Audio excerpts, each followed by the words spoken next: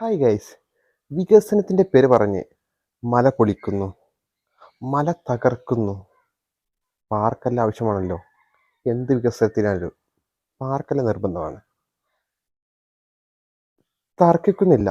വികസനം അത് നല്ലത് തന്നെയാണ്. പക്ഷേ പ്രകൃതിയെ നശിപ്പിച്ചുകൊണ്ടൊരു വികസനം അത് നല്ല കാര്യമല്ല എന്നാണ് എൻ്റെ അഭിപ്രായം. പ്രകൃതിയെ സംരക്ഷിച്ചില്ലെങ്കിൽ പ്രകൃതി നമ്മളെ ചതിക്കും.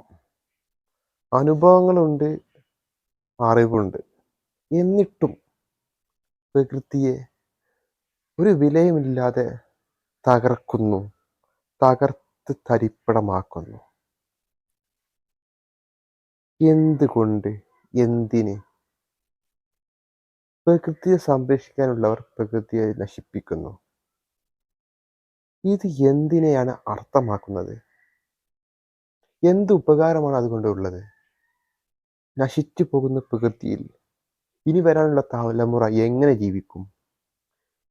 ഞാനും നീയും സുഖമായി സുന്ദരമായി ജീവിക്കുന്നു.